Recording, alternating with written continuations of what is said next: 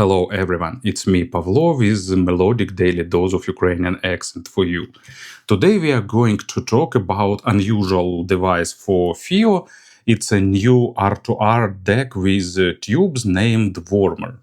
And when I saw the announcement, I didn't pay attention at the price.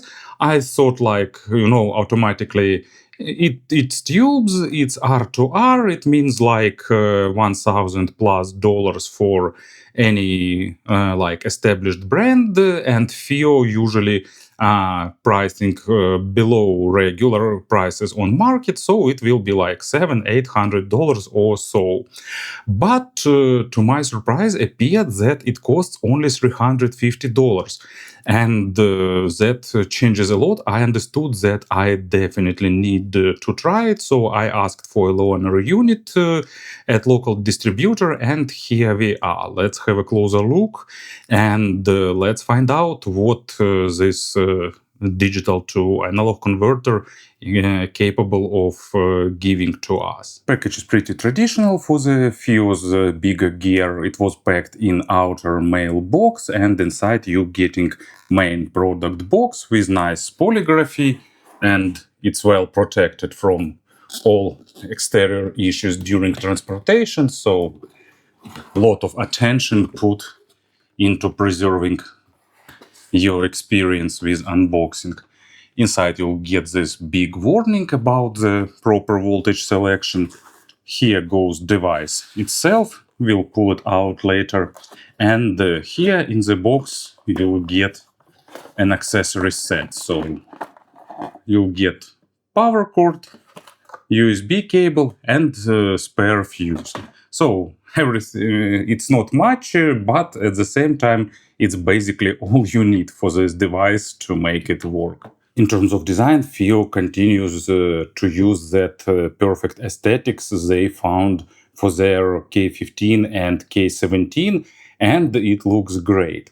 Device made of metal, it exists in two versions, black and silver one, and most likely a lot of people will use it together with K15 or K17 because it makes a lot of sense. They have absolutely similar size and will stack perfectly.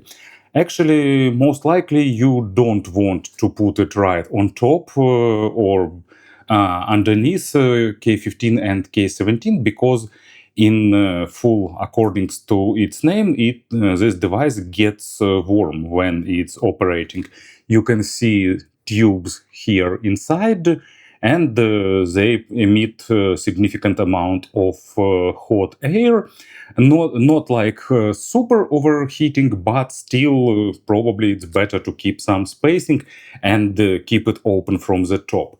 FiiO already showed on the Facebook and Instagram that they will release some kind of aluminum racks to put these devices together in a nice looking stack and with proper spacing. And as you can also see, tubes are not meant to be user replaceable or like tube rolled. You can, of course, remove this metal lid from top and replace them, but in general they are not serviceable, and FiiO stated that tubes used here used only as voltage buffers, so they run at lower temperatures and voltages, and the expected lifetime is about 10,000 hours for them, so not something to be worried about. In general, Warmer is pretty heavy, so really you're getting this solid feel. Maybe it's not like super heavy like some power amplifiers, but it's definitely really feels solid. Inside probably we have some kind of big transformer because it has built-in linear power supply, and the overall build quality is great. Front panel is minimalistic, but this combination of black and orange make me lose my mind. It's so great. Here you have a power button just on and off, and a 3-positional toggle to select input. And of course this big analog VU meters, it's definitely the thing we need to see more. On the bottom we have rubber feet, and the rest of controls are on the back panel. So here is the power input, balanced output, and line out to hook it to your amplifier of choice. FiiO postponed release of pure headphone amplifier, but most likely they will do it in some near future because it will make a lot of sense with Warmer. Then coaxial, optical, and USB in, and two toggles. This one toggle between non-oversampling and oversampling mode. And as far as I remember, it actually works only with USB. And you can select USB audio version between 1.0 and 2.0. Deal here is traditional. In 2.0 you will have less devices compatible because it's a more recent standard, but it will support higher resolution. But for old consoles, some old computers, USB 1.0 is also a good working thing. So overall, probably it would be nice to see remote here from one hand, because still, if you're going to use it in your hi-fi setup, it's always a good idea to have ability to toggle between inputs remotely. And even more important than that, I'd like to see 12 volts trigger input and output, because I'm now obsessed with building my setup, and this support of the trigger input and output is pretty convenient thing. You won't have to turn all your devices one by one, but you can turn them on just by one of the devices, and others will turn on automatically. But overall, design, build quality, and all exterior things are superb here. Before talking about the sound, I wanted to say that FiiO's idea of using true analog VU meters was great. It was common like in 80s, maybe partially in 90s, but in more recent days, vast majority of hi-fi manufacturers in the pursuit of cost optimization got rid of this element. But now we see the return of this part because it looks great. But vast majority of modern devices just use some kind of screen to show them. But here we have real indicators, and that 3D look of real thing definitely is on the other level. They have dim backlight LEDs, so even in the dark room you will see them, but they won't be overly bright. So really good balance they found here. And in terms of sound, based on name, based on the fact that we have tubes and R2R matrix as digital to analog converter here, I expected really warm sound, but actually it's not the case here, because in the oversampling mode you're getting really solid, detailed, and technical sound signature. Of course, it won't be focused on the micro contrast, it won't be natural and clinical like many delta sigma devices. Tubes will do their job, they will add this boosted harmonics, they will add this warmth, but at the same time you'll get great technicality.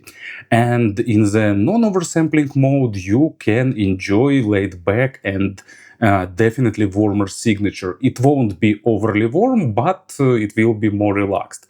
But probably let's talk about everything step by step.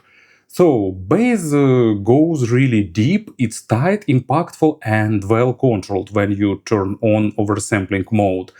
It has good textures, great balance of attacks and decays, and it gives that amount of tightness and impact and presence that is typical for the good R2R DACs. And if you turn non-oversampling mode, you're getting a bit less firm deep bass, and you'll get slightly more accent on the mid bass, making instruments that fits into low registers more saturated and slightly more forward, but also not too much. Here it's not some kind of night and day difference, more like subtle nuances. And first example is Tundra by Amber Rubarth. Enjoyable, really detailed, rich bass, and for this track I prefer probably non-oversampling mode because it's highlight low frequencies and make them even more present. And Metallica's Enter Sandman also has a nice, enjoyable bass and drums. And here, for me, oversampling mode works better because it gives slightly more control and more even bass with more present, deeper bass. Mid frequencies are magical, engaging, emotional, really rich, really full-bodied, with really good distribution of weight, and with a lot of emotions in the vocal. They are detailed, especially in the oversampling mode, but this detalization is not pushed forward, and like it's present, but not overwhelming.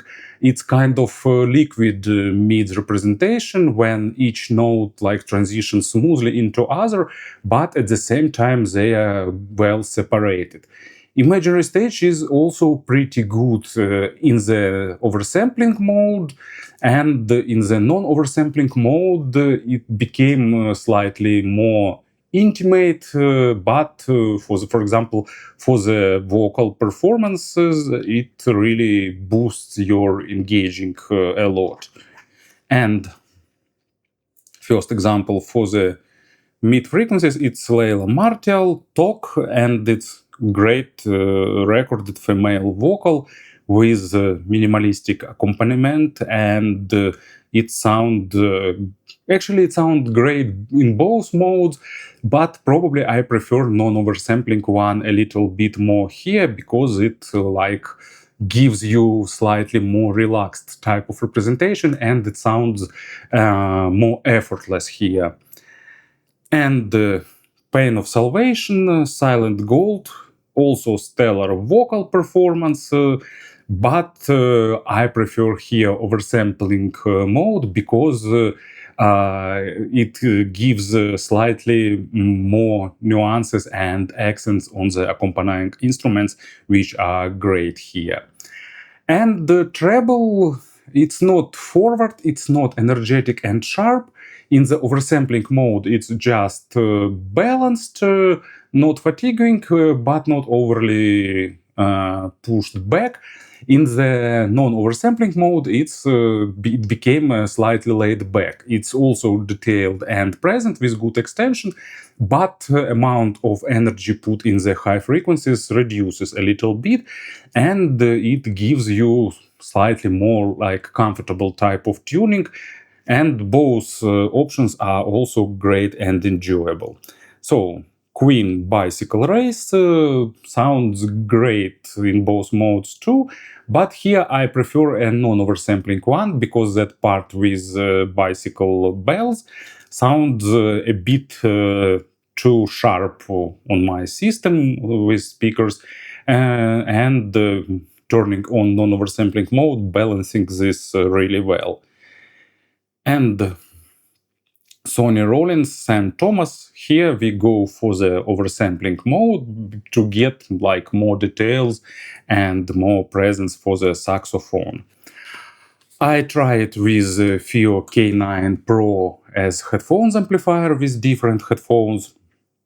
I tried as the DAC in my speaker system with the Veeam amplifier that I am using now, Viblink, with speakers, and in all scenarios it delivers really good sound. And I can't recommend it enough if you're looking for some good deck. For me, it's more like not a device for some headphone setup. It's more like a deck for the regular speaker system. And in this aspect, actually, it delivers super value, especially for this price. Thank you for listening. Thank you for your attention. And of course, have a great day.